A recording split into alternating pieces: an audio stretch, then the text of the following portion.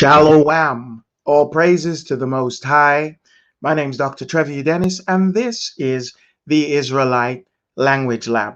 Tonight, we will be dealing with lesson number 3 of the series. So, we want to welcome you and thank you for being here with us. We know that our faithful folks will pick it up. I kind of, got a little bit, ooh, and that was the end of that between lessons. So I'm so thankful that some of you have the initiative and you actually did subscribe and you're waiting because you knew it was coming up. So we're going to make a start almost immediately. Father, in the name of Yahushua, we thank you. We thank you for those who are students and ready to learn. Thank you, Father, for those who are seeking to understand and seeking to get a hold of the original tongue, the Lashawan Kodash. Grant us the capacity to learn, the capacity to grow, and the capacity to tie ourselves, Father, together with your word, with your word, and know and grow. In the name of Yahushua, I pray. Amen, amen, and amen. So, let's make a start. We're on lesson number 3. So what are we going to do today? Well, this is what we plan to do. We plan to review the alphabet song. That's the first thing we'll do. Review the words that we learned last week. Introduce the memorization method. Then we're going to memorize the meanings of the first 11 letters and numbers, followed by a review of the characters, the meaning of those characters, and then outline our homework for practice and prepare for next week. After that, we summarize and finish. Now, if you have any questions as we go along, write them down and our moderator will send them through to me and I'll answer them before we finish. So make sure that you write them down. Don't just, and then later on you can't remember them. And then after we come off, as some people's practice is, you're sending questions through. You won't get the answers that way. The best way to get the answers is while we are online. Okay. The Alap-bat song. Remember, we are with Ibare, and Ibarayath means the Hebrew. Okay? Ibarayath, Alap-bayath, Alap-bet. Okay. So let's sing first and foremost. Are you ready for the alphabet song? I go ah, you go ah. Ah, ba, ga, da, ha, wa, za, cha, ta, ya. Kalamana sa ai pa, taza kwara shatha. That was just to warm you up, nice and slow. But this time, we're going to go abagadaha. Are you ready? 2, 3. Abagadaha wazakataya. Kalamana saipa tazakwara shatha. Again. Abagadaha wazakataya. Kalamana saipa tazakwara shatha. One more time. Abagadaha wazakataya. Kalamana saipa tazakwara shatha. Well done. This time around, we're going to write it. So I'm going to change my orientation to this and stop sharing that first and share something else. Share my whiteboard.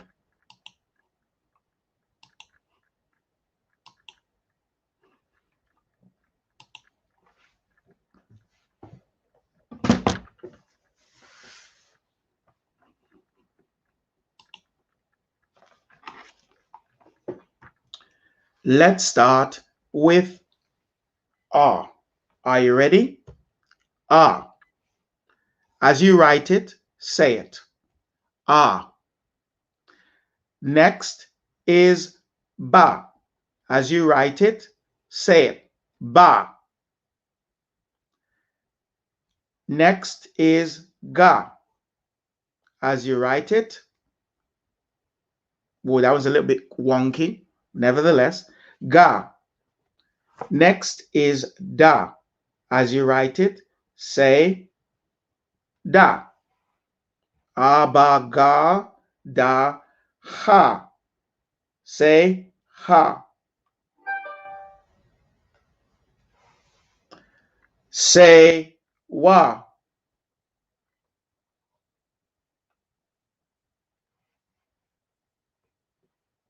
Say za. Aba, ga, da, ha, wa, za. Say ka.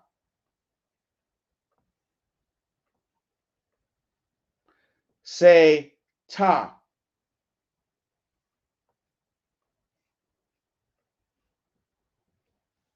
Say ya.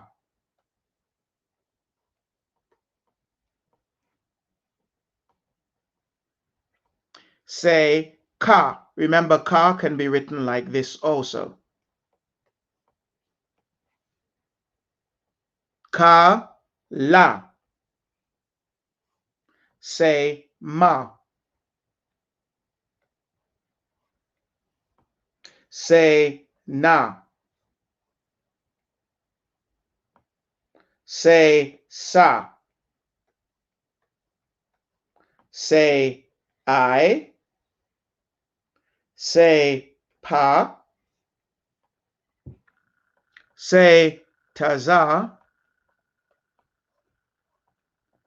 Say qua. Say ra. Say tha. Sha. Sha. Say tha. This has been the Alap-bat. All, of course, excepting which one of these was not written as per script. It would be the ga, which should be like that. Yes, ga, ga. Like an L upside down. Let's delete. Now we know that when you write the alphabet and say it, it sticks in your brain. And so you've got to practice the Alap-bat song as well as writing the characters, remembering that these are not letters because we do not have letters, but we have characters. A, the ox head. Ba, the tent. Da, the door.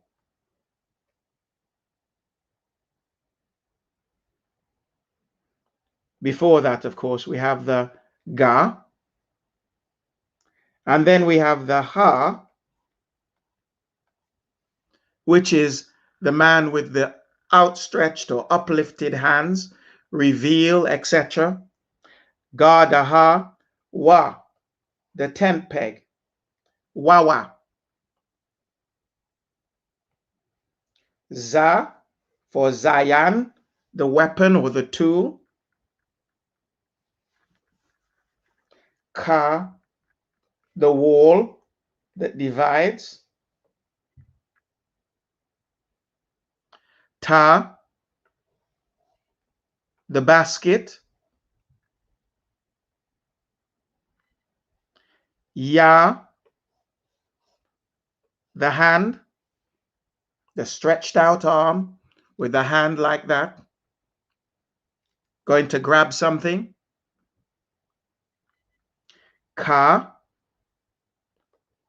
the palm. Oops. Once again, a little bit wonky. La, for the shepherd's staff. Lamad. Ma, many waters. Na, the seed. Sa, the thorn.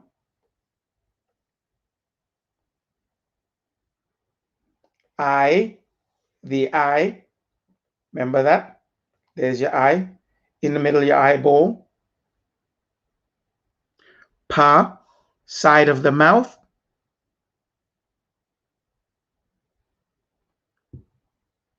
Taza, the man on the side. Kwa, the horizon, the sun on the horizon, which was originally, if you like, on its side. But now we draw it like, oops, where are you? That way. Ra, Rayash, the man's head. Sha, the tooth.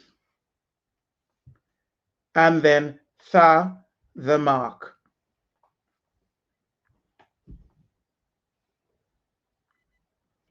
The ones that need to be redrawn there so that you will understand carefully will be Ka, I, and Kwa. Ka, I, Kwa. Okay? There you go. We close those. Okay. At this stage, you should have gotten that this is just review to get you up to speed, practicing your Alap-bat. Practice it. Because our language is phonetic, what that means is that every time you say it, you say what you see. You add it together, you read from which direction? Left to right or right to left? That's right, right to left. And at the end of every word, what do you drop? You drop the ah sound. What kind of a language is Ibarath? Ibare or Ibarath is an Abjad language, and what that means is that we have very few vowels.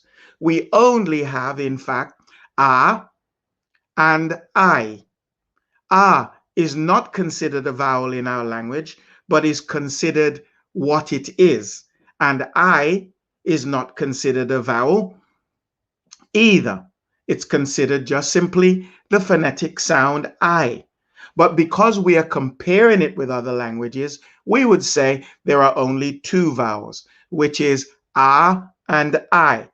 Everything else is just simply a sound in our language. We do not have an an E. We do not have an O. We do not have a U. So we do not have the three other vowels that are normally contained in most languages. There are also other characters that we do not contain. But as a phonetic language, what you see is what you say, making it extraordinarily easy.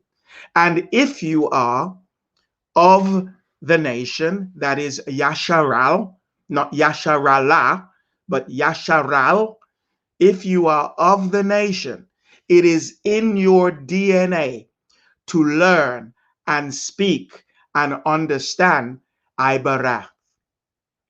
Okay? So, next lesson. Let us move ahead. Let me share again. Share again one of the things that we were on just now. So this is our Alap-bat, or the important thing is last week's words. Remember, we did Genesis chapter 2, verse 24. The first word was father, and it is, let's pronounce it, ab, dropping the A at the end. Again, ab, as one, ab. Genesis 2:24 still is mother, and mother is am. So we drop the A at the end, and it becomes am. Again, am. Genesis 5, verse 3. The word is adama. We drop the R at the end, it becomes Adam. As one again, Adam. Genesis 14:13. Slowly, ha, I, ba, ra, I. Ha, I, bare. Ha, I, bare. Genesis 2:4. Ya, ha, wa, ha. As one, Yahweh. Again, Yahweh. Then we looked at a passage, Genesis chapter 5, and we saw 10 names in that passage. The 10 names, let me just check something, thank you. Yep. The 10 names of that passage carried a meaning, and I pointed to the fact that every time you read a list of names, you can in fact read them and get a total meaning from them in Ibare. So 5:3, the word is Adam. Adam. 5:3 again, the word is Shath. Shath. It would actually be Shatha, but you drop the A at the end and become Shath, which is Shath. So his real name is not Seth, but Shath. Genesis 5:7, we say A-na-wa-sh.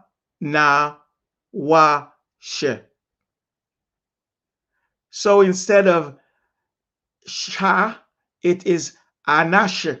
Anawash. Anawash is his real name. Anawash. Anawash. Say Anawash. Next in line is the name Genesis 5:9. Kwa ya na na. But because you drop the A at the end, it becomes Kwa ya nan. Kwayanan. Say Kwayanan. And the last one on the page, Genesis 5:12, is Maha la la al. Maha la la al. Not Maha la la Allah. No. Maha la la al. Mahalala'al. Say it. Mahalala'al. One more time. Mahalala'al.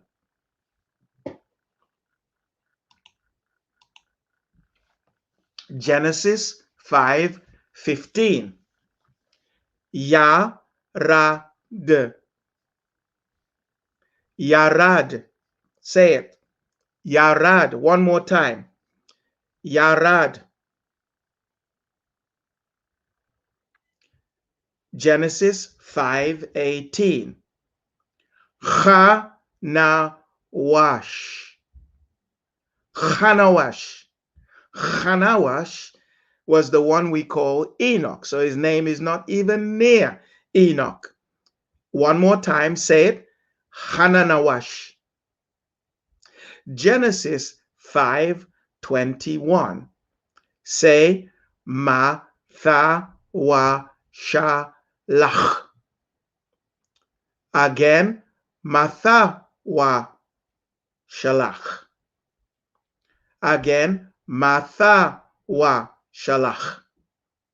Mathalawash. I'm getting tongue-tied. Mathawashalach. Mathawashalach. You have to get the rhythm of every word. There is something else that helps you to pronounce them. Then Genesis 5:26 is Lamach. Lamash. Lamash is Lamech. Lamash. 5:30 is Nach. Nach. Nach. That was easy. So what's the full meaning of that passage? Adam, meaning man, is appointed a frail and miserable existence. But, and why did that happen? Because of sin. But the praise of the Almighty shall descend, initiating or starting through his death, powerful comfort or hope and rest, which is the meaning of the word Noah. So there is no genealogy without meaning in a Hebrew context. When you read them, if you want to, you can study genealogies and bring out the meaning of them, and you can have a whole message in them. This is the gospel from the beginning that we have just decoded. And if we can do it together, you can do it on your own with the help of the Most High. Hallelujah. Let's move on and deal with the memory method.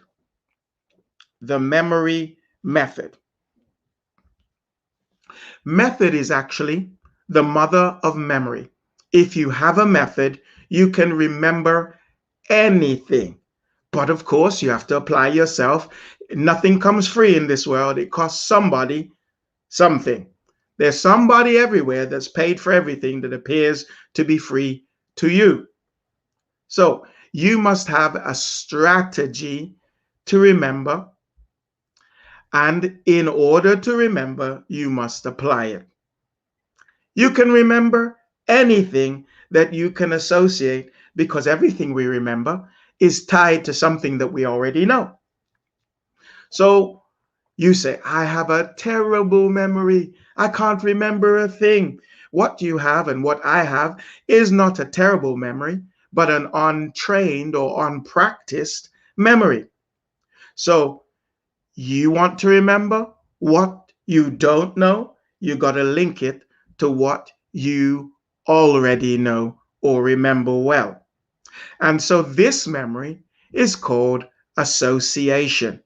And association is the basis of all memory systems. You've got to associate what you don't know with what you do know.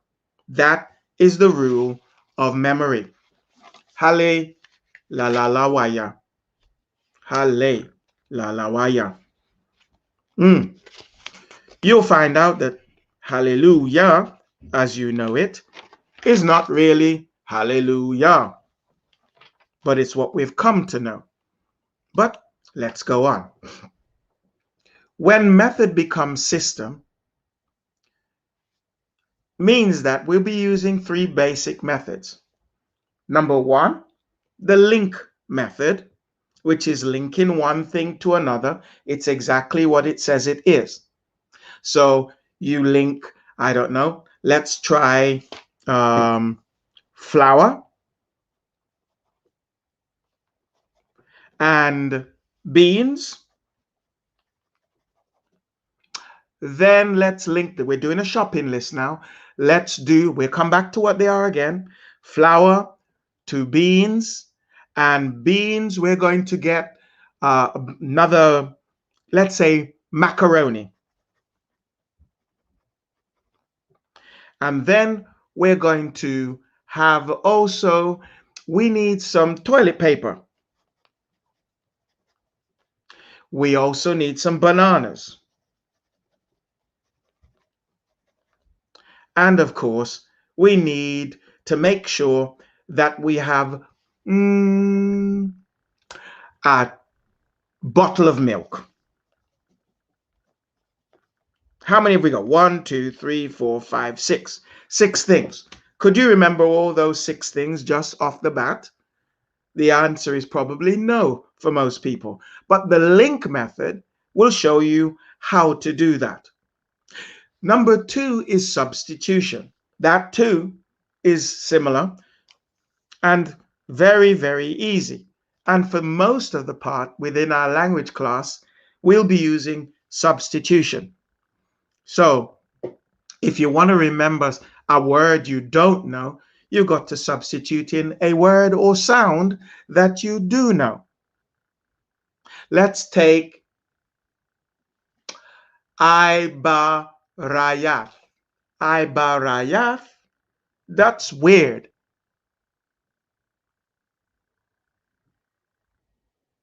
But how about I bat your hat? See? And you could see someone, I, batting an eye, a literal eye, holding a bat and hitting a hat. I, ba, rahat, and shouting ra, hurrah. Now that sounds silly, doesn't it? But the sillier and the more movement and the bigger the silliness, the easier it is to remember. I bat my hat. Ra! I barayat. It's that simple. Substitution. Something you know for something you don't know. And make it visual and make it loud. These are substitutions. And last but not least is peg. The peg system is when you hang something that you know on something you don't know on something you know, link it together and remember it. Let's come back to these again and break them down. Method 1, the link method. You must associate a ridiculous and illogical, totally illogical, vivid, loud, moving thing, always associated with the previous object that you've already taken. You can use a kind of a totem pole, or you can use them holding hands or linking together. Let's take that list we had earlier on. That list we had earlier on was we needed to buy flour. See your favorite flour, but see a giant flour, for instance. It might be the daffodil, a big white flower with yellow in the middle and a green stem with arms and legs. Flower. Wouldn't that help you to remember flower? But of course, you're going shopping. So you want to see yourself that when you get to the shop, be it Asda's, Lidl, or Walmart, as you hit the door, this giant flower greets you. So you remember immediately that when you go shopping, you're going to have to get what? The first thing on your list is flour. Okay. But then you see The flour holding in its hand and straining as it's walking along. A giant bean. My favorite bean would be kidney bean. So I would see that because it's very visual, and it's holding it in its hand like if it's a baby. The bean. So you remember that you got to get some beans. And then now you see the beans. What's the bean doing? Waving at a macaroni that's walking through the shop, a giant macaroni. In fact, as it's waving its hand, the macaroni turns into spaghetti and grabs its hand, and it's like cuffs on its hands. Isn't that ridiculous? Yes, it's absolutely ridiculous. All the bean did was wave at the macaroni, and it's like spaghetti bits came out and bound its hands. Then, of course, because of that, a giant, I mean, an absolutely humongous roll of toilet paper runs down over that macaroni and kills the macaroni like if it was one of those things flattening out the road. Oh dear, the death of macaroni by, guess what? Toilet paper. That's awful. But then in the middle, you know that little stem, that stem inside of that hole that goes through your toilet paper that you normally hook up, is a banana. Not one banana, but a whole load of bananas sticking out like a mustache out of each end as it rolls over. Who was it rolling over? It was rolling over the macaroni, who was in fact not just simply a macaroni, but also spaghetti. You know, spaghetti macaroni being run over by what? A toilet paper. And out of it was sticking what? Bananas. Oh, my. But then, as it goes along, the bananas jump out and run down the aisle and headbutt a giant bottle of milk. That's terrible. Oh dear. The milk was knocked over. The bottles broke into many bottles and splashed all over the aisles, making a mess. I bet you can remember that now, right? Let's start from the beginning. So you walk up to Walmart's or Tesco's or whatever it is, and immediately you are greeted by, that's right, a giant flower. So you know you're going to have to get some flour. And the flower is holding in its hand and cradling a giant bean. My case, it was kidney beans, but you choose your flavor. And the kidney bean started waving down a giant macaroni. And the macaroni just and bound its hands. Then that terrible macaroni, my. What did the macaroni do? The next thing you know, it was being run over by a giant toilet roll. Terrible. So now we have the toilet roll in. And in the toilet roll, there is all these bananas, remember that? Poking out, overflowing.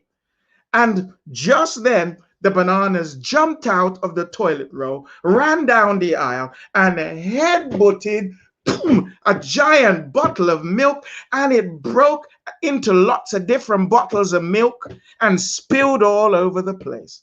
Terrible. Well, let's try that in reverse then. First of all, the last thing that happened was the milk, wasn't it? The milk spilled. Well, what caused the milk to spill was these bananas giving it a headbutt. What caused the bananas? Well, the bananas, there was a giant toilet roll. Yep. And then from the toilet roll, it was the before the toilet roll, it was, whoops, thank you very much. It was the coming back from the toilet roll in reverse, we had the macaroni, and before the macaroni, there was a bean, and before the bean, there was flowers. See how easy it is. You can do it. You can link one thing to another. So memorization, make a list, any kind of list you can remember. Then make an illogical and ridiculous picture. Picture the item out of proportion. So in other words, it's not just a little bottle of milk. It's a giant bottle of milk. Or it's many bottles of milk filling up the entire room. You've got to make it so that it's out of proportion. And then you've got to picture your items in action, doing something violent, something embarrassing, something messy, something fast. You've got to make it move and exaggerate even the amount of items. So you can have one big giant bottle of milk, or you can have many, many bottles of milk as far as the eyes can see.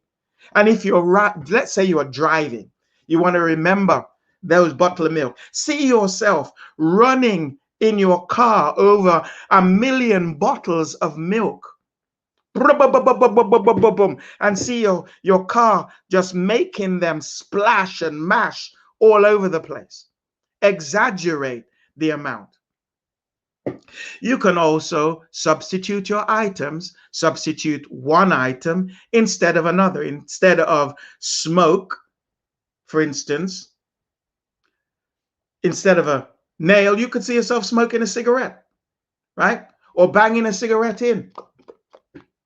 You wanted to remember cigarette and nail? Bang a cigarette in instead of a nail. Or smoke a nail instead of a cigarette in your mental picture.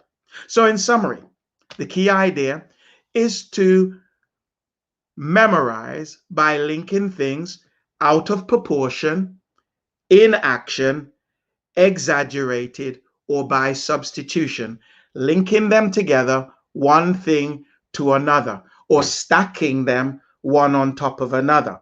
Can be a totem pole. We could have had a flower at the bottom of the totem pole, and on top of it, you could see a giant bean linked to the flower on the totem pole.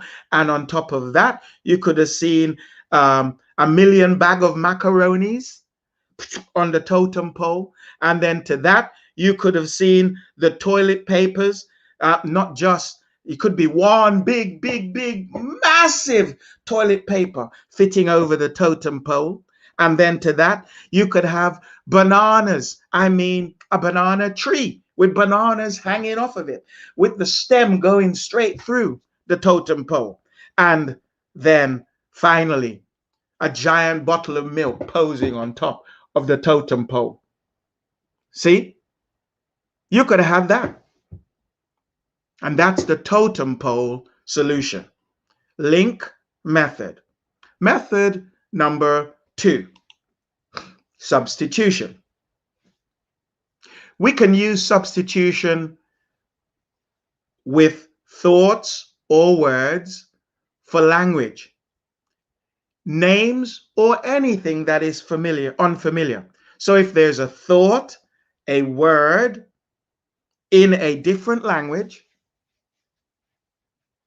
you can use it for names as well, or anything unfamiliar, so long as it has a sound. You say the sound and you imagine what it sounds like to you. To you, it'll be different from everyone else. So first we find a word or sound that is more like that word you're trying to learn from the language you already know. And this is the method that we will use more than anything else, is substitution. After you've identified that substitute sound, you link it to the meaning and the sound with a personal picture. By this method, you help to make what is totally nonsense to you when you first hear it, like Ibarayaf, you link it to something meaningful that you already know. So what you're literally doing is taking the meaningless things and making them meaningful. We'll come to that when we practice it. I've given you an example already, and so later on we will practice it, and we'll be using this method over and over again. Now, the last of the three methods is the link method. Oops, more on substitution. Well, for a word, phrase, or thought that makes no sense to you, let's continue. Find a word that sounds as close to it, one that you can picture in your mind. For instance, broccoli sounds like broken knee. Broken knee. So you would see a broken knee with the veg gushing out of it, or any picture that comes to mind that sounds like a substitute sound. Broccoli. You would say broccoli, broccoli. Ah, you could see Mr. Lee breaking something and say broccoli, broccoli. And see Mr. Yi going, hiya! Chinese man named Mr. Lee. And he's breaking whatever it is you're trying to remember next. Or as he breaks it, the meaning of that word, the veg, for instance, comes flowing out like blood all over the place, making an awful mess. So he hit, and out of it comes lots, a humongous amount of broccoli out of that thing. Okay, I guess you get the idea. So the substitute picture must once again exaggerate in size, in amount, in movement, be ridiculous, illogical, embarrassing, and just out of symmetry. So, in summary, the substitute picture, word or thought, must have some kind of personal meaning to you. So, if you like martial arts, that is an appropriate way to remember it. Is the Mr. Lee broken Lee? Wow! Might be you karate chopping a Mr. Lee who is lying down, and when you hit him, out of him comes all this broccoli. And you remember Mr. Lee, broccoli, same thing. Hiya! The word or thought has to be personal. Okay, so you make it easier for yourself to remember things by using personal substitutory words. Do not use the ones that other people use, but find one that you can imagine that has a personal meaning for you. And that's the main method of learning languages. Method 3, the PEG method. The idea behind this is that objects can be counted using pictures instead of numbers. The PEG system is for memorizing anything in and out of order. In the case of languages, it can be used to learn words and numbers at the same time, in and out of order. So it has an application for language, but it has an application for many other things. So when we practice these methods, they will improve your memory, not just for language, but in general. Because when you train your muscles, it's not just for training, but it's for life. So here are some things, 10 sounds that represent the digits 0 to 9.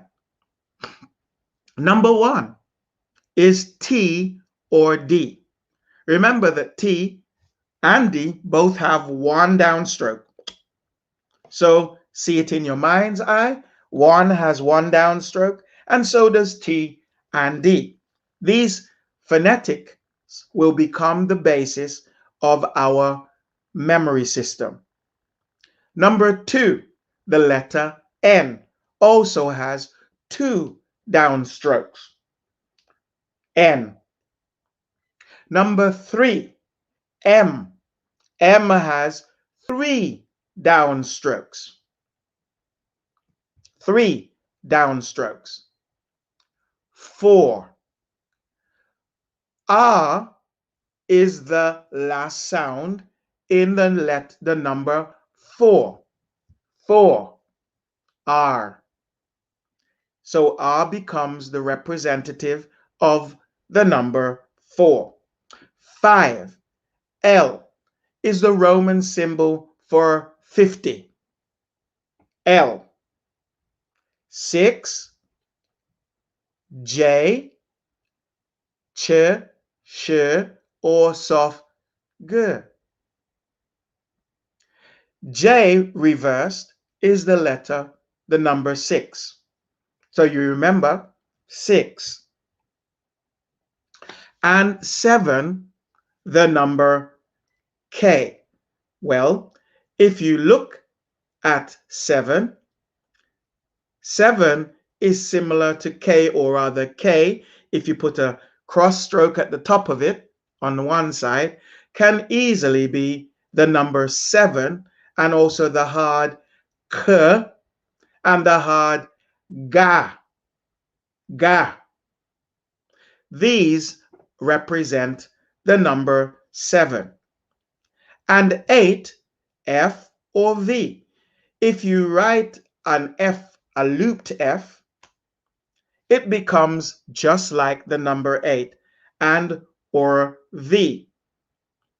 9, number 9, is P or B. If you turn the P the other way around, it becomes like a 9. And 0, Z or S, sounds similar. So to remember, we say 10 more logic fibs and giving you ta, na, ma, ra, la, ga, ka, fa, ba, sa. Anytime you see a number, break it up into letters and vice versa. Practice it. Make sure you take a record of this. When you watch the video again, maybe you want to stop it and take a picture of it. Or maybe now you'd like to take a picture of this with your phone, because it becomes the basis of everything you do with the PEG method. And you're going to practice it, turning letters into numbers and numbers into letters when you read. Make it like a little hobby of yours. Break up the words, turn them into letters. Break up the numbers, turn them into words. Here we go. Next step. Moving on. So from number 1 to 33, we have a little system that allows you to take these things online. But today, we're only really interested in the first 11, because there are 22 characters in Ibaraye. Ibaraye has 22 characters. And so, number 1 is Thai. The I and the E mean nothing in our system of memorization, but the T means 1. And therefore, we know that when you see a tie, you can have a bow tie, you can have one of the long ties, but it's a tie. You can have one that you hook on, or you can have one that you tie. But it's going to be large, it's going to be ridiculous, and it's going to be on or illogical. Tie. Maybe it's your favorite tie. What's my favorite tie now? I don't have any anymore, because as an Israelite, I'm not keen on ties. But if I had to have one, oh yes, I got one. I got one in my mind. It's a red one with white and black on it patterns. Yeah, get your tie in your mind. Then, of course, number 2 is Noah.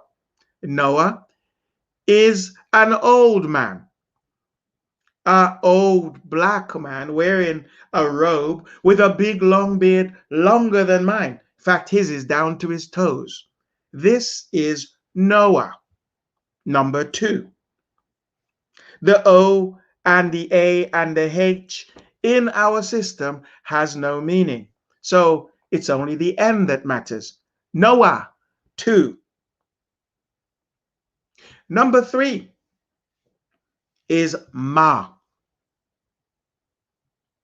Let's go back. Let's go back. Now, you can make these memorable just as they are. Tie. Let's try the tie thing. Well, you only need one giant tie, your favorite one. If you're a woman, could be your scarf, but you think of it as a tie, tying it around your neck like a tie. That's all you need to remember. And as soon as you think of tie, you remember one. Noah.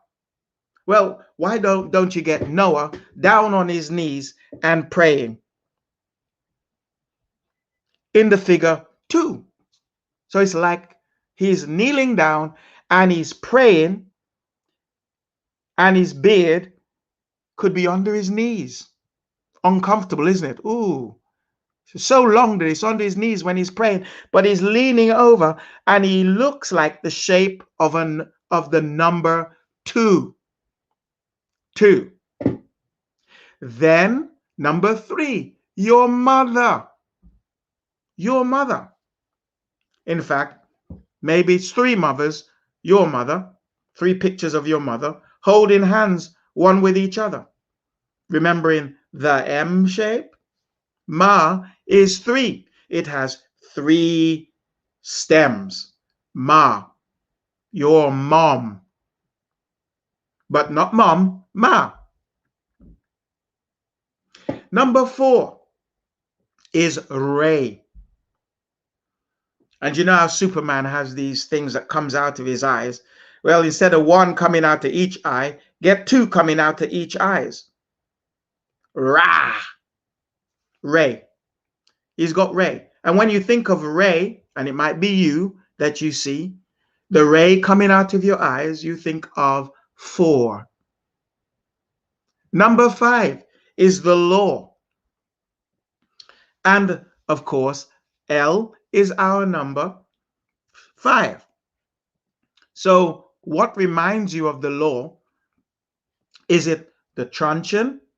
Is it the boys in blue? Is it the gun? Is it the wah-wah light? Whatever it is that reminds you of the law, get that picture and link it to the letter and number. So when you think of the law, you think 5, and you see that image of what it is. For me, I use the shackles.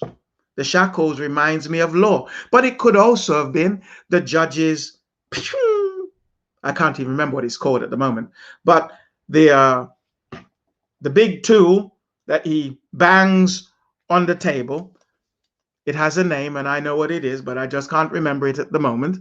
You need to think of whatever it is that brings the law to your mind. It could be, if you are in English law, those old fuddy-duddies with the wigs on their head. You could see one of those. The wig itself could remind you of the law. It could be the Statue of Liberty, or it could be that the blind woman holding the scales. That's the law to you. Whatever it is that comes most personal, law, remember it. 6, shoe. 6, shoe. Now, for instance, you could see a shoe, a giant shoe that curls up like the ones they use in the Netherlands, and that reminds you of the number 6. 7, key. A giant key or lots of keys. And it depends on what you're trying to memorize. You turn the picture of those things into keys, or the keys into those things, and try to open the door with them. Number 8, ivy. Now, ivy is something that whenever you touch it, it pricks you and it becomes very uncomfortable and causes you to itch and scratch. If you have a beard, of course, it could be in your beard, that thing, ooh, and you're scratching and itching. Ivy. Number 9, bee. Beehive would be an appropriate picture. And if you're trying to remember, I don't know, you're trying to remember other things, let's say you're trying to remember bananas, instead of bees coming out your beehive, it'd be bananas coming out your beehive. And you would know immediately that because it's B, it's the number 9, because the B turned backwards look like the 9. And 8 could also be something else. And 10, toes. Well, that's easy. 10 toes are what's on your feet. And number 11 is a tot, or little baby. That baby between baby and toddler, toddler, tot. 2 T's, T-O-T. All right, well, that's enough for now, but you get the idea. These other ones need to be memorized also and practiced in and out of order. So when you see these numbers, you need to remember the pictures associated with them and go backwards and forwards. We only need to go from 1 to 22 between now and next week. Okay? So practice them and make your own ridiculous pictures. Can you do that? Everybody who is a child of Israel should already know the 10 commandments by heart. If you are of Israel, you should know the 10 commandments by heart because they are easy to remember. And I will bring that back to you when we get to memorizing the 10 commandments in Ibarayath. So we will at some point in the near future memorize the 10 commandments and memorize the Ibarayath for the 10 commandments. But for the sake of speed tonight, let us move on. The peg method can also become a phonetic method. So the R, you can link a sound to R. Ba, thank you very much. You can link a sound to each of these and put a picture to each of these characters. So you can make it phonetic, a simple phonetic method that allows you to hang things on those sounds. However, this is just another extension. Let's go back to our characters, and say them again. Say, it is the first letter character in the Hebrew Alap-bat, and the numerical value is 1. Can you remember what 1 was? 1 was tie. The root sound, and tie, could be, let's say would be what for you? What picture does bring? Remember, it's an ox.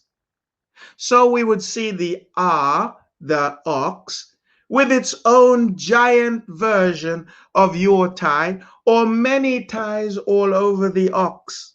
It could be the tie on its forehead and hanging down, and it's trying to walk, but it keeps tripping over this giant tie. Remember, is for alap. You could open its mouth, and out of its mouth comes the tie. So it means cattle, it means ox, it means more things that we'll come to in just a moment. But the main thing is that you get it, that it is the number 1 and also the number 1,000. Alap, 1,000. Okay. So what does it mean? The ox head tied to the 1 means premier or first, because it was the first creature that Adam actually named. The ox, the leader, has strength and power to plow. So you could also see that tie going behind it and plowing up the ground as it walks. And you could see its muscles, I mean, big muscles, bulging out as it walks with this tie behind it, plowing the ground to show its strength and its power. As a matter of fact, when you talk about Allah, as some people do, Allah means mighty one or powerful one or power. Allah. Power, Allah, wa. The mighty one, Allah, was what they used to call angels, mighty ones. But the mighty one, Allah, wa, is Yahweh, our Most High. Don't forget, Abba. So, the ox, leader, and La, the learner, the teacher, the shepherd, is a mighty one. But Abba is the leader of the tent, Ba being tent, or family, leader of the family, which is what makes him the father. Number one, tie.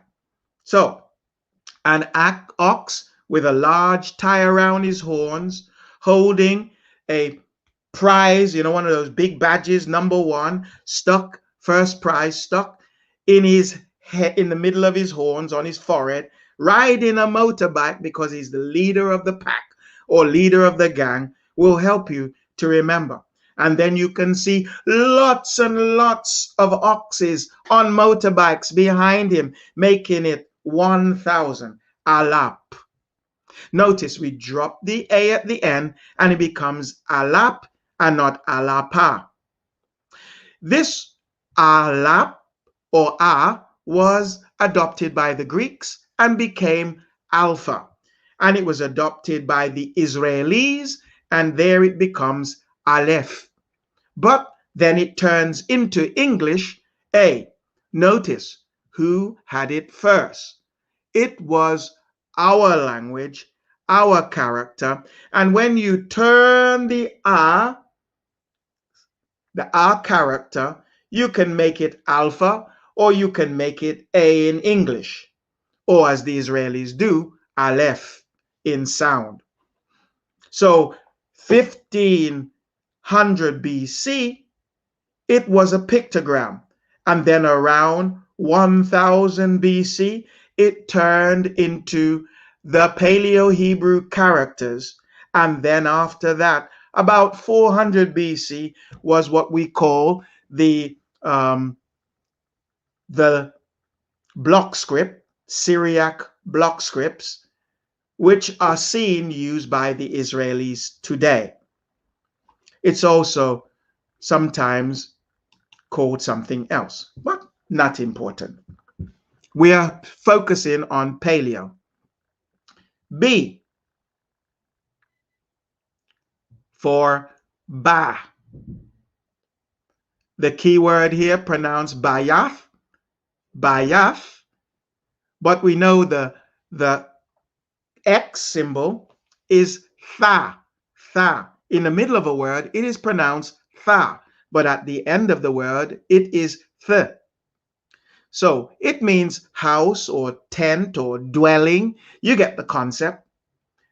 And because our people dwelt in tents when they came out of Egypt, it's what became known as a house, the symbol of a house, Bayath. So you're looking from above. It's the tent, the floor plan, the Bayath or the tent from above. But it also, because it's thinking of not just a house or a tent, but the place where your family dwells, it is Bayath. But your daughter is thought of as Ba something, as you will discover as we go along. So it can also mean daughter, tent, dwelling. It can also mean in, at, house or family. Ban. Well, what is ban? It is the Ba and the Na sound. Ban. Why ban? Because the seed of the family is the son. So the seed of the house, the seed of the family, the seed of the tent, the seed of the group, the dwelling place is the son. So the son is ban. Bayath, family or place of Yah's mark. Bayath. That's what the tent or the house means. So we see Noah, and Noah can what sounds close to Bayath? That's right, bath. So you see Noah in a bath, and you know that number two, Bayath and bath are one and the same. Noah is sailing on the sea in a super large tent in a bath. He's in a super large tent, reminds you of Bayath. And because it's a bath, you remember the name or the sound of the word. This Bayath was adapted or adopted by the Greeks and became Beta. And the Israelis, it became bait instead of beta. And of course, in English, it became the letter B. B. Bayath, beta, beat. Now, I'm not trying to teach you Israelis. I just want you to know the link between the Israeli sound that is generally used and the original Paleo-Hebrew and Greek. So you can see that all the languages came out of Ibarai. They came out of it. The first language spoken is Ibarai. I want to do that, I said, didn't I? Maybe I'll do that next week.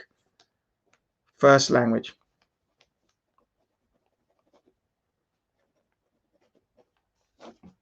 Remind myself. Aba, ga is next. Ga, the third letter. Remember, ma. Well, you want to see your ma sitting on a camel with 3 humps. Gamal is the letter. Gamal, meaning camel. So easy to remember. So ga, which is move, ma, meaning much, and la can also stand for learn, for a number of things around learning and shepherding, etc. So you could say moving, learning much through movement is what a camel was. Because when you rode a camel, you went from place to place and you would learn about different cultures, different things, because the camel was your transportation system and took you around. You would learn much as you move from place to place. Gamal means foot or camel. Foot, gather, walk, exalt or exalt, lift up. Remember, one of the things is when you step on a camel that was kneeling down, the camel would stand up and lift you up or exalt you. So at first it doesn't appear to have a clear meaning, but when you think about it, see, our language is also quite logical. When you think about it, the concept of foot, which is movement, gather, which is, if you imagine you go from place to gather your stock, and you'd load them on the camel, and you would walk. Walk. What's it walking on? Its feet. When it kneels down for you to load it up and it stands up, it would lift you up. Now, because the camel, Mal, was linked to fighting, because lots of the nations rode their camels into war, Gabar was the word for warrior. Gabar. You could see a bar on a camel. It could be a bar, if you like. Gaba is a camel with a bar, drinks bar on its back, or a crowbar in its back, or lots of crowbars in its back. Gabar, warrior. Now, gadawal, gadawal, gadawal, gadawal. Mm. Gadawel, gadawel, gadawel. You could see yourself on the back of a camel doing well. Now, a well, digging a well inside of its back, and that would be a great achievement. You could see water gushing out of the back of the camel as you dig into its hump. Gather well or gather well. You choose a picture or a substitute word that will help you to link great to gather well. But because we're talking about Ga, it is number 3, the camel with 3 humps that look like a inverted M. So you turn your camel upside down and you get the letter M. 3. Hallelujah. So see your mother riding a camel and changing gears. 1, 2, 3 gears. And it's back so that it walks, it trots, it gallops with human feet. So that you can remember that gamal means not just feet, but walk. And it also means gather. So you can see your camel playing football with the crops and kicking them together. And of course, you can see your mom trying to get on that camel, and it looks ridiculous. It makes you laugh because your mom is struggling to get on that camel in the first place. When it does, it's like if it has elevator feet and sends her way up in the sky, so that you remember that it's exalt. Well, the Greeks called it gamma. Gamal, gamma. The Israelis call it gimel. And of course, in English, it was the precursor to the letter G. G. Da. Da. Dalath. Dalath is the door. Bayath is the tent. Dalath, door. Say Dalath. And if you look at the letter Dalath, it gives you the picture of 4. Can you see it? Can you see the number 4 in the picture of the D, the Dalath? Of course you can. So, Da, the root word Dalath, means door, entrance. It also means hang, and you can hang off an entrance. It means opening, but it also means to move something, or it can mean pathway. Interesting, but 2 words that come from Da is dam, not dama, but dam, which means blood. And I'm sure you can see a picture of a dam in your blood, a blockage in your blood system, and then the place flooding with blood. Dam. Or you could see the river Nile, and a dam is in it. But behind the dam is blood. And as it begins to trickle over the dam, the blood runs down. Dam. And link that to whatever it is you're trying to remember. Dam, blood. And dag. Dag is fish. What's fish? What's blood?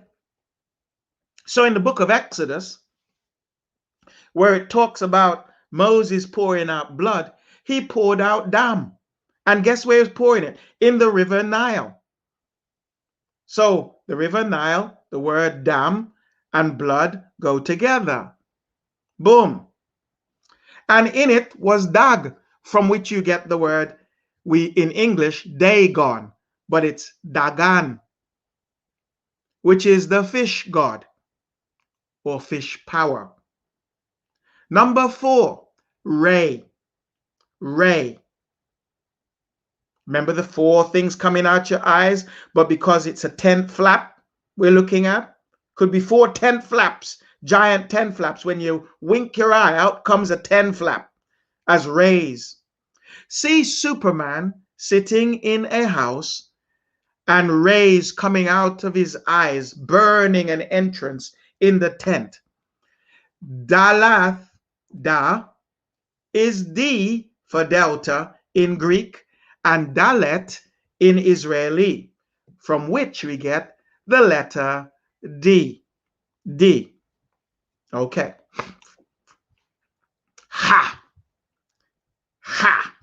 The word reveal is linked to the number 5. Now, isn't it interesting that 5 is the number of grace?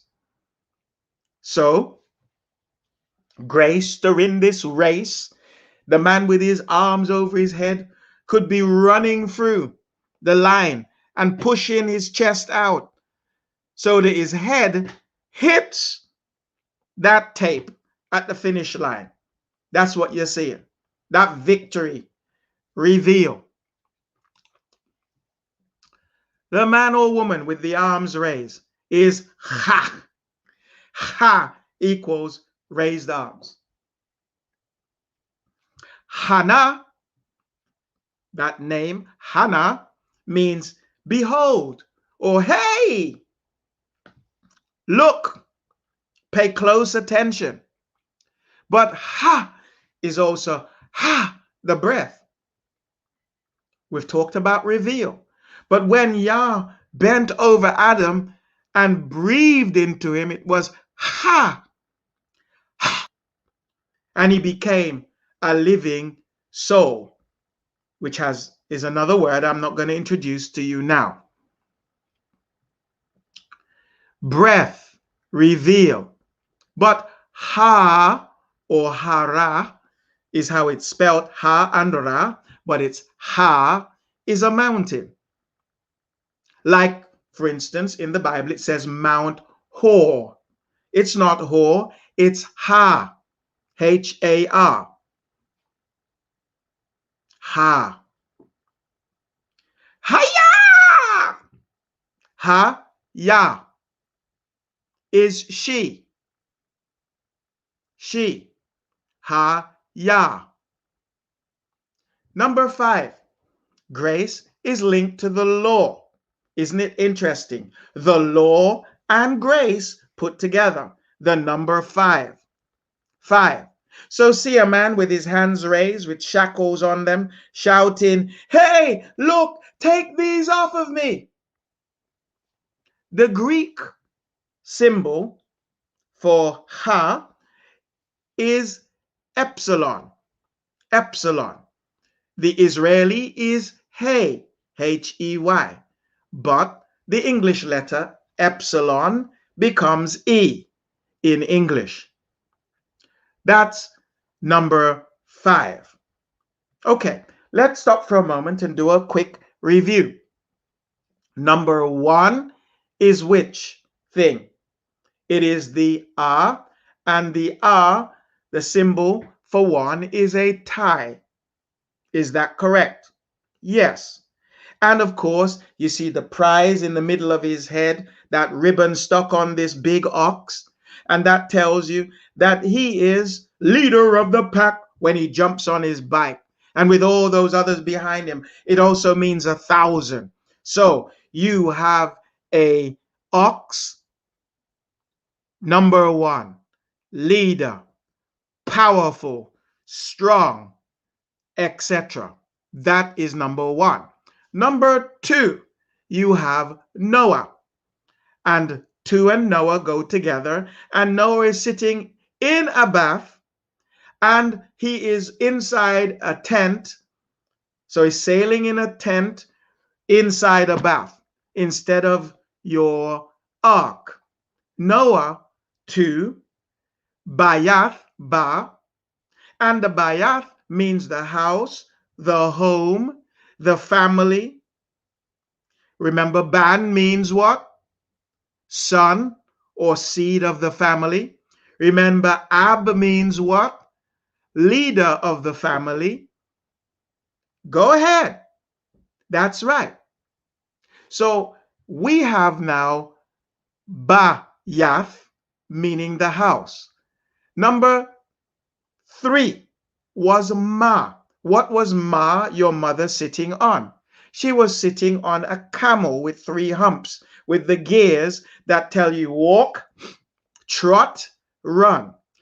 Camel in our language sounds just like camel, but it is gamal.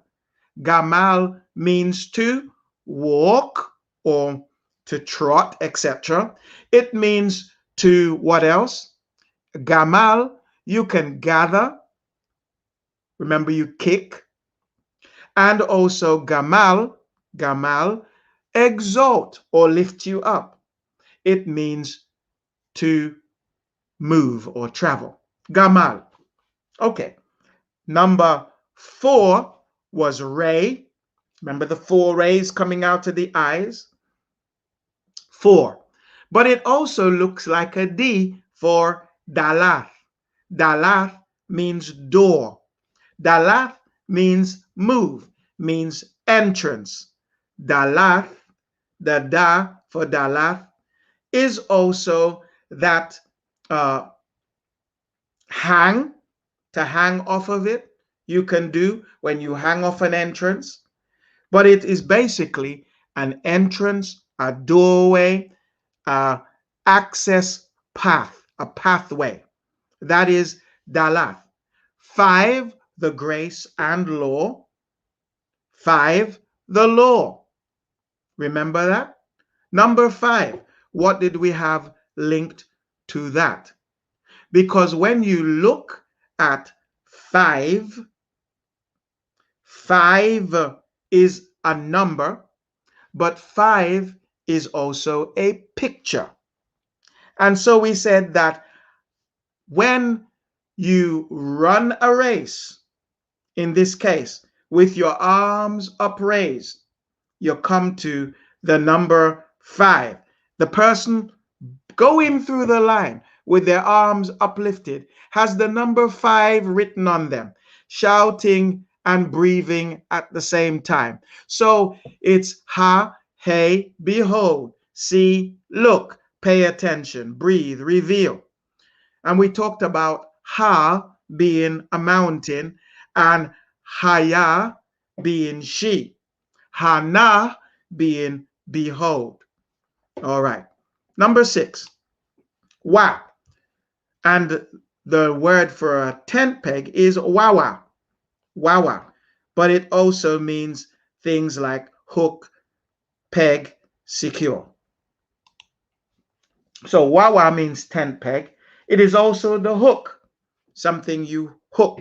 So when you were saying you hook something, you would say wawa. And secure something, wa. A nail is wa. A peg is wa. When you are adding something or linking something, it is wa, because the tent peg would be linked to the tent rope and hold it together or establish it. Wa on its own would mean his, or before a word, his something, wa. We know that wa, the tent peg, is 6. So instead of tent pegs, you can see shoes driven in to hold a tent peg, to hold a tent down. Or you can see yourself wearing tent pegs instead of shoes. But either way, 6 shoes, 6 tent pegs go together. See a tent being put up by hammering shoes in place instead of tent pegs into the ground, and the shoes are shaped into a figure 6. The Greek for wa is upsilon, upsilon, which is the Israeli vav and the English W. W is wa. Now you have U and U added together become W or wa. Two U's are uwa, uwa, wa, said fast. So number 6 is wa.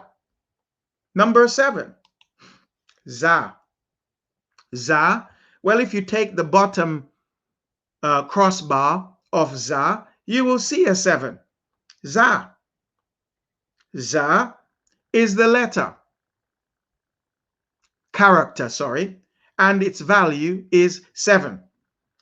Zaza, or rather zaya, zaya means weapon or tool.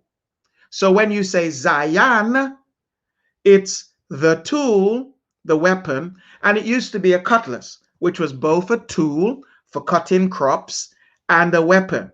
Zayan. So your machete or mattock is zayan, a tool or weapon. We are zayan because we are Yah's battle axe or Yah's tool. We are zayan collectively. But it can also be a plow because the zayan was attached to something and the ox would pull it and it was plow the ground. This is the origin of the plow, zayan, which was a weapon and caused you to be able to harvest your food. So food was linked to za, and to cut the crops. So food was linked and cutting was linked. And because food nourishes you, it became the food, the nourish as well. And zarai, seed. Zarai is seed, and zakawa is to remember or to engrave in your mind. To cut into your mind is zakawa. Zakawa. All right. These are words for your vocabulary. Number 7 is the key to za. Za is the 7th character of the Ibarayath Alap-bat. Alap-bat. So see a man fighting a group of people with a key shape tool. Looks like a key, a giant key. And its head who suddenly eats it. Oh dear. That's he has a key and he eats it. He's eating a key. Can you believe it? Think it's food. The Greek symbol zeta, the Israeli zayin, is actually the precursor to the English Z, but it all came from za. Za. Number 7. Ha. Ha. Ha. The wall or the division or protection. Ha. Chayath is a word derived from chawataza, which means tent wall. Chayath, the wall. Chayawataza, the tent wall. It can also mean a fence. It can mean to divide, because that's what a fence does, divides one place from another space. It can mean outside, because outside of the tent wall is something else. It can also mean half, because it means to divide. Chag is feast. Why? Because you are dividing your food or sharing your food. It is a feast. Chag. Chag. All right? We know that ka and a and ga are in there. So let's analyze a little bit. Cha means divide. A is the ox, and ga is the gamal, the gathering. So we are gathering to share or divide our food. This is a feast. Chag wakamach. Chag wakama is wisdom. Well, what are you dividing? You've got ka, you've got a, you got wa, you got ka, ma, and ha in there. That's a lot of things. I'm not going to break that down right now. But what I will tell you is that you divide, you secure, you open your palm or keep much, and you get revelation. That basically is it. Wisdom is to take things apart, to secure it, keep it, open your hand, share it with many, and get a revelation or understanding. This is wisdom, the application of knowledge or what you have gained. All right. But notice that critical thinking is a part of wisdom, to divide, to take it apart. All right. And this is 8. 8 is ivy. Now, ivy, 8, imagine wearing glasses with ivy around your head. Wouldn't it hurt? Yes. And then see yourself trying to get through a fence full of ivy and the bricks growing out of them in the figure 8. So it's 8-shaped bricks breaking in half. Trying to break through. This is the Greek eta. Eta. The Israeli chet. And the English H. H. Where did they get it all from? Paleo, which started as a pictogram in 1500 BCE and then turned into the characters of Paleo Hebrew, then turned into what we now see as the Israeli block script, and the Greek and the English. They are derivatives of Ibareyath. Then there is Ta, the 9th letter. Ta is, remember, the beehive inside the container in this case. And you go and put your hand in the beehive and out come snakes. Oh dear. Tata means clay or store, a pot, literally, a clay pot. And the ancient people would store their stuff in tata. You could see tatas. Tata. Tat is your basket, because you don't say tata, you say tat, which means clay or mud, snake, container, surround. So tat would mean to surround as well. Tayath, a basket, is the derivative of tanach. Tana. Tana is basket. Taha is clean. Clean, ta, ha, and ra. So, ta, ha, and ra, what are those? Ta, remember, is to surround or container. Ha is to reveal. It also means what?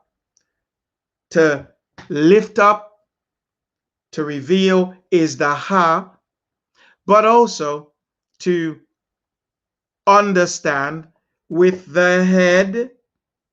Ra. Ra is to do with the head or headship or leadership. So taking control or so forth, getting the revelation, the understanding that you need to clean your place, man. Taha. What do you say when people do something for you in short that was good? You say ta. Tab, as in what we call the tabernacle, is functional. It means to function. Tab, taba, tab. B. So to remember ta and B, you put them together. You put a beehive inside of a container and you see snakes, because that's the other thing it means, snake. And you see the snakes coming out with mud all over them out of the container and surrounding the container. Bees, instead of bees, it's snakes buzzing all around. Well, ta was the Greek theta and the Israeli tate, which is the English T. Can you see how it all links together in language? I say English T, European would be more like it. This is Ya, the hand, attached to the arm. And it is 10. Well, hand, 2 hands, 10 fingers, 10 toes. Remember that? Ya comes from the root word yad. It's not yada, as some people say, but yad, because we drop the A at the end, which means hand, arm, work, worship, he or my. Hand, arm, work, worship with your hands, or my, he or my. So, yad, arm, closed hand, work, throw, that's the other one. What do you throw with? Your hand. Worship, he, my in the masculine. Yalad is boy. Yalada is girl. Yalad, yalada.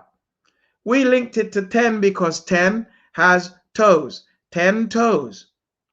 You see yourself with 10 toes in a karate suit working out and shouting, "Hiya!"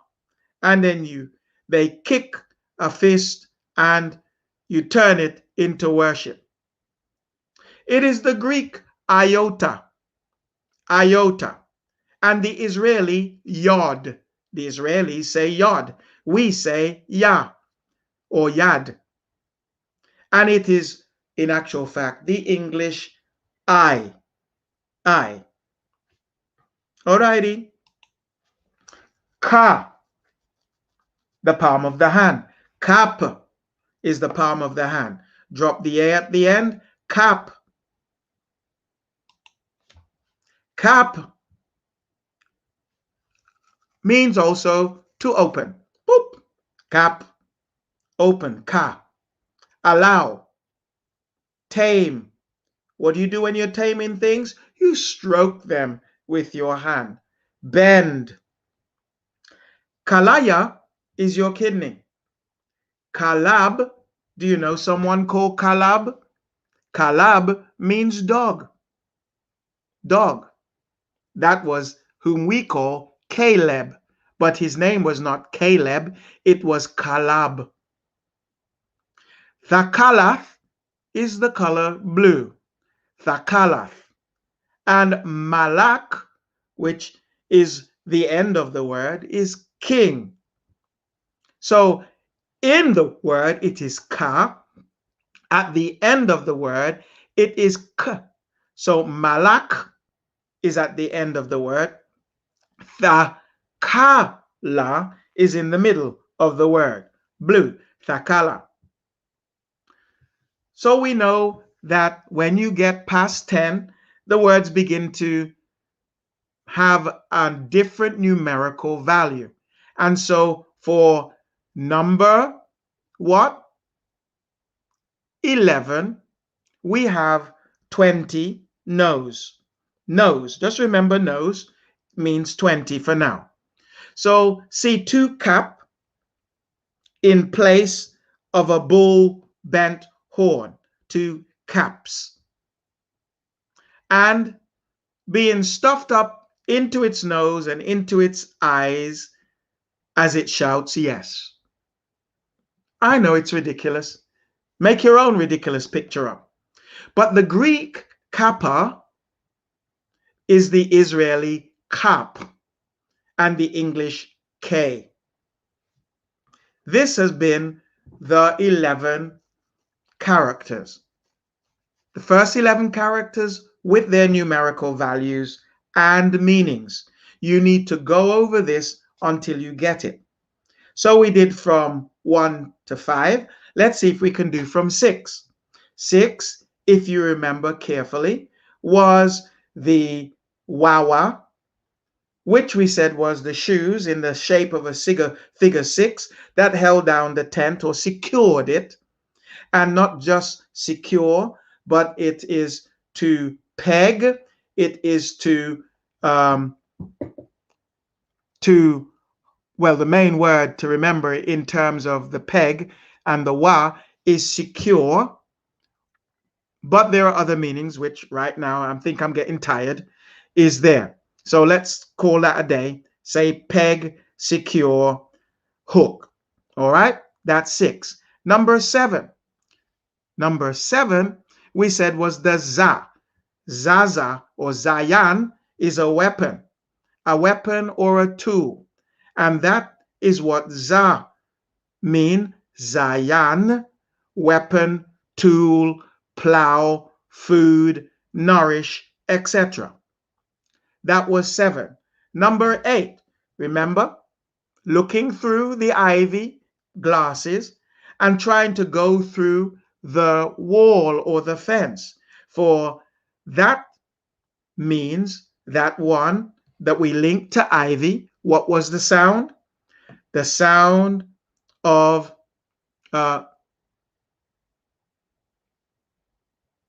ka. Ka being the division, ka being the wall, ka meaning to separate or outside, and breaking through the wall was symbolic of that. Ha. Number 8, that was.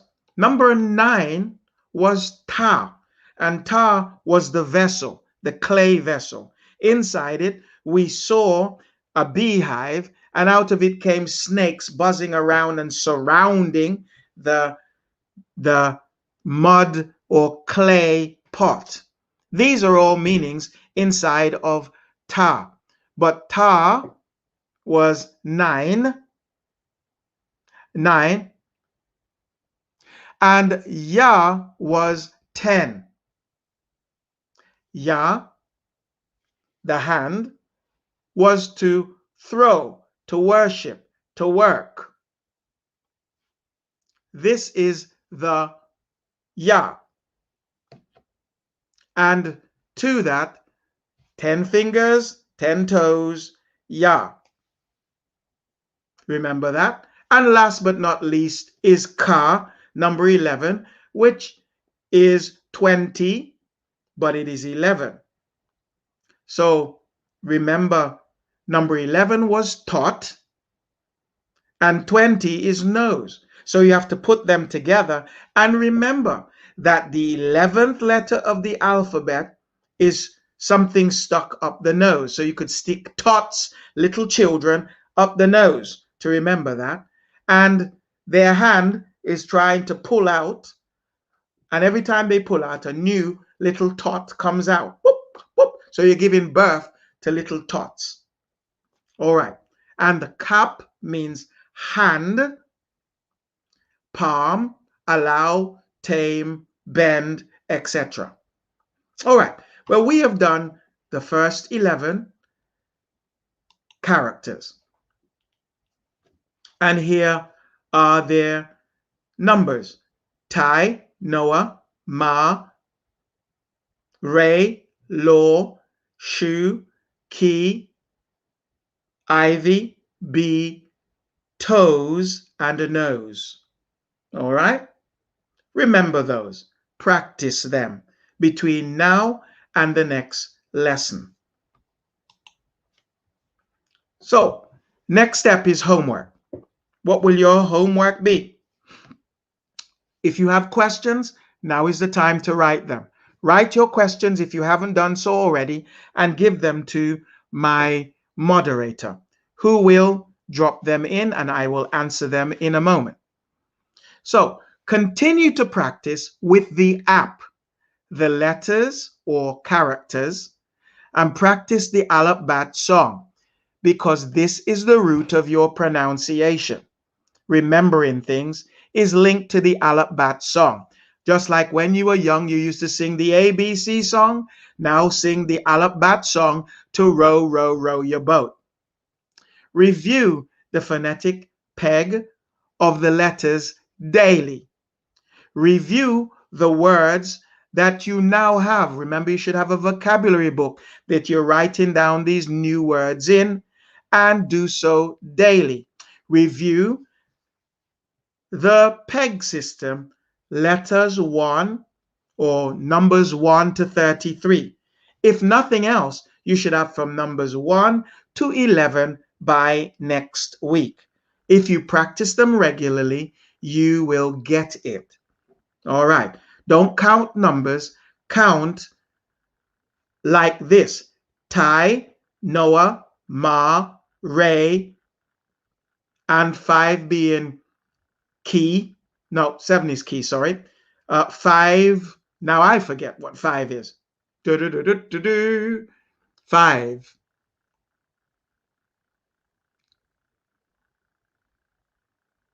You know, I can't remember. Well, that makes me human. That's okay. Can't remember it right now. Just had a mind block. But then I got an excuse. It's early in the morning and late at night for me. I haven't slept properly yet. What's yours? I know you remembered it. Okay. So what we do, remember, is that it's linked to grace and it's linked to the law. So when you reflect the law, I see my shackles again. And I remember law. Okay.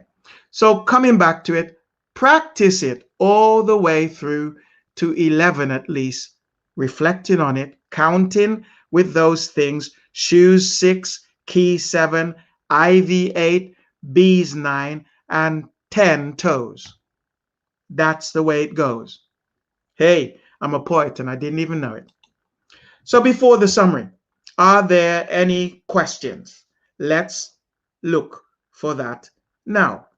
Questions, questions, questions. Are there any questions? Let me see.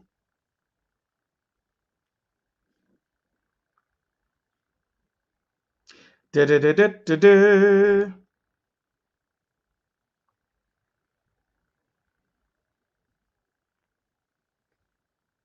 No questions at this time. I need to remind you that if you're too slow with asking your questions, sometimes we're off air and then you're writing your questions.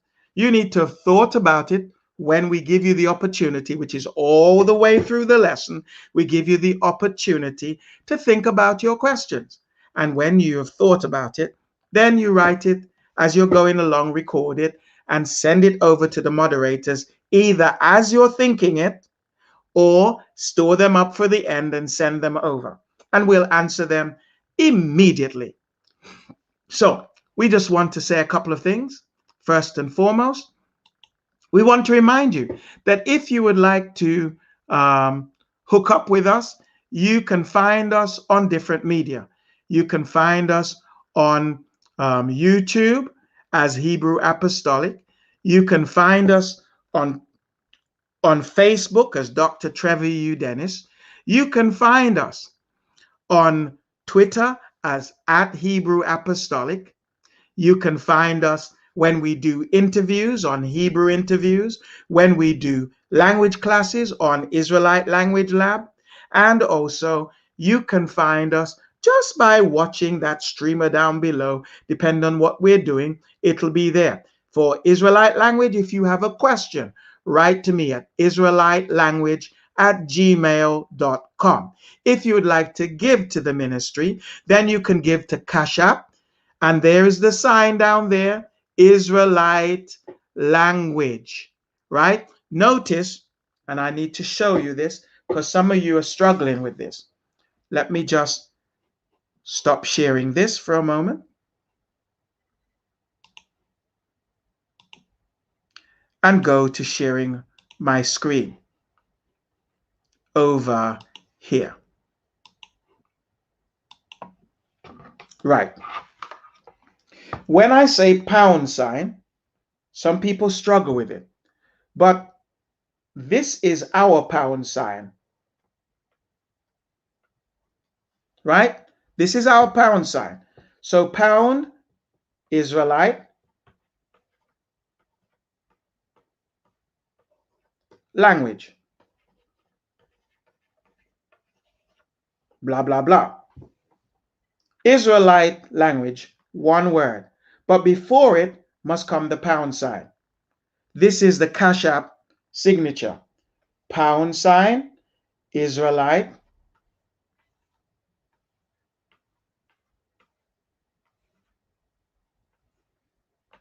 language.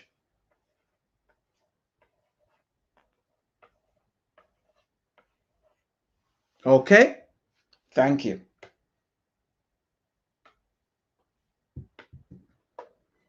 And you will see that if you just simply look down at the streamer, we have a book called Black Skin Royal Identity, and you can purchase it on Amazon by Dr. Trevor U. Dennis. We also want you to know that we have some more free Bible studies. Drop me a line and I will send you, if just specify if you want the new Bible studies or all the Bible studies. Okay? The new Bible studies are Understanding the Most High and number 2, Understanding the Law. So if you've already had the first two, you won't need the second two. But if you have never had any of our Bible studies, just request all of the Bible studies and I'll send you 4 free home Bible studies.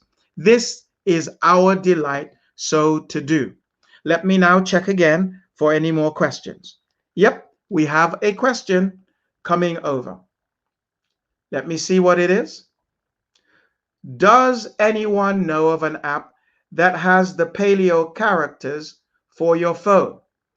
I don't have my phone with me at this moment. Yes, I've taught, and you should go back and look at the preparatory class for this, that there is an app.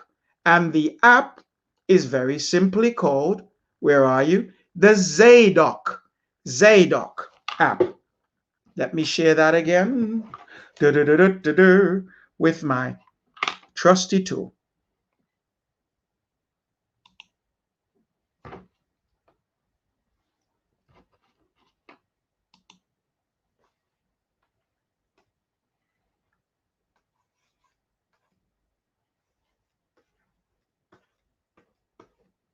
Zadok. That is the name of the app. I needn't put a stroke through it, but that's habit. Zadok.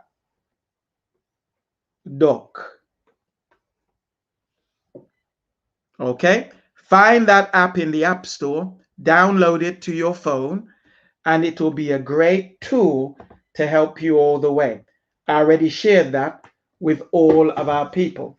And so now I'm sharing that with you. Hale la la waya. Let's go back now, unless there are any other questions. Are there any other questions? He says. I don't see any other questions, so I'm going to move on and begin to close at this time.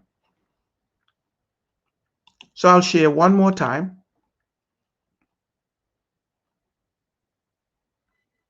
Where are you? Share. Okay, here we go. So if you're new to our lessons, I expect you to be on time. And tonight, most of you were excellent. You were early. I could see you waiting. But be on time. Practice every day. Apply the 10-minute rule. That's all it takes is for you to pick up that app and practice for 10 minutes. Donate at least a token to our ministry regularly because it will keep you focused that nothing is for free. We are blessing you. You are blessing us. We're not asking you for anything because we know that some of you cannot afford a single thing, but some of you can afford a little. So it's not about the amount. It's about the commitment. Okay? Give to our ministry because our ministry is giving to you. There is also a review cycle. Every few weeks, we'll review what we have done. And throughout the lessons, you notice I try to keep us reviewing. And we will preview next time, because next time we'll be looking more at our memorization of the last 11 characters of the Alap-bat and looking into the meanings of them. So, final summary for today is this. We've reviewed the Alap-bat song. We've reviewed the words that we learned last week. We have introduced the memorization method. We have memorized the first 11 characters and numbers from 1 through to 10 and then 20. We've reviewed the meanings of the characters. We've outlined your homework and prepared you for next week. Yah willing, if you practice, you will get better and better quickly. But remember, I'm teaching you how to learn, not necessarily what to learn. The what to learn, you can learn some of that from the app. But I'm teaching you how to learn so that you learn it quickly and learn it securely. Hallelujah. Let me come back into the studio so that I can say it's been great, absolutely great being with you. And we will be back later on tonight if you're in British summertime, or tomorrow in the afternoon for those of you who are in the United States or that territory. So if you are in New York, you're 5 hours behind. So it'll be 2:30 Eastern Standard Time tomorrow that we will see you for our preparation for our Pentecost. Preparation for Pentecost lesson. I'll see you tomorrow. See you then. In the meantime, may Yahweh barak you in the truth. Bye bye.